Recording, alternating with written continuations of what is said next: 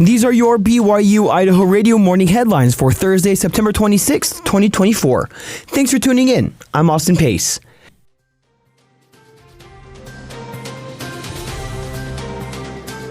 The Art Museum of Eastern Idaho is planning on expanding its art education programs to a new building. The museum is hosting a fundraising brunch on Sunday from 11:30 a.m. to 2:30 p.m. to raise money for a new education center.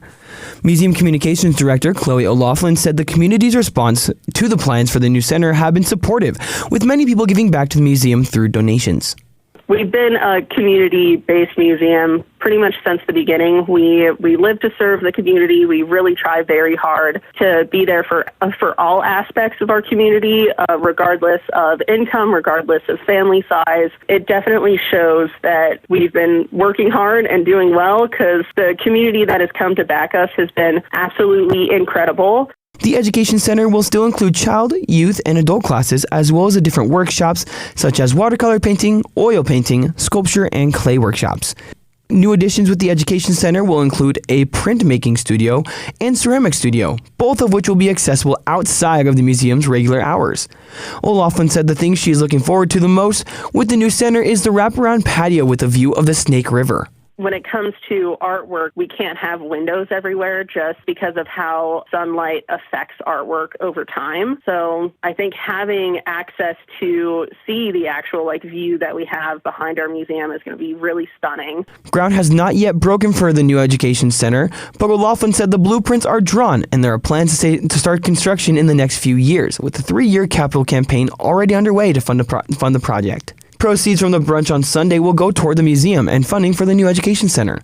Entry for the brunch costs $80. O'Loughlin said brunch guests will have access to brunch catered from a street soup market, access to the museum outside of regular hours, and will get to participate in a special art project at the museum as well.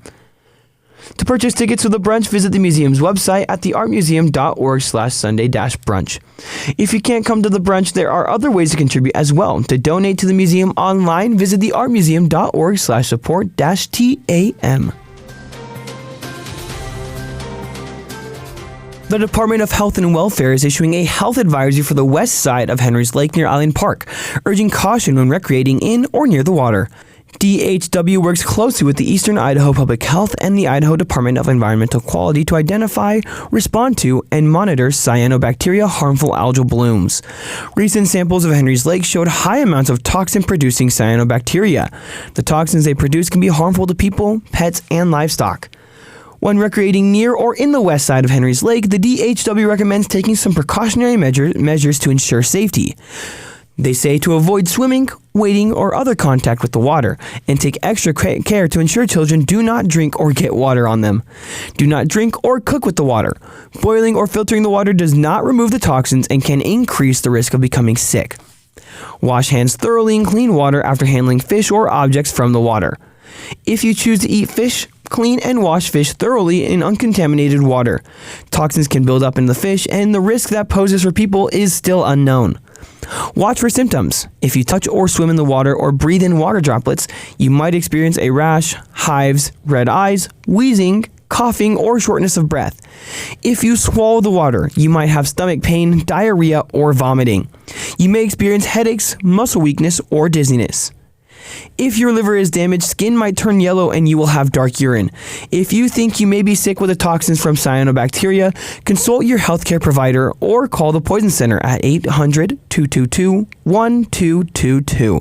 Again, that number is 800-222-1222.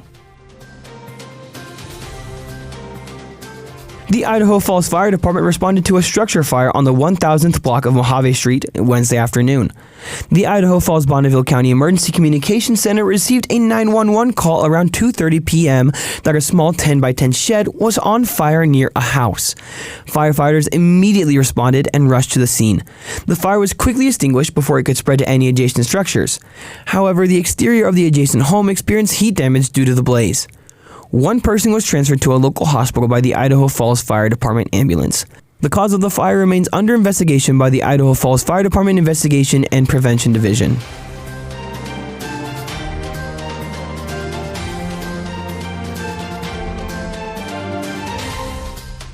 Thanks for joining me today. These have been your morning headlines for September 26th, 2024.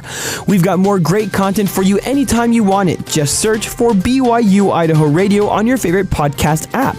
You can also ask your smart speaker to play KBYI 94.3 FM. We're also online. Head over to byui.edu/radio to listen there. For BYU Idaho Radio, I'm Austin Pace.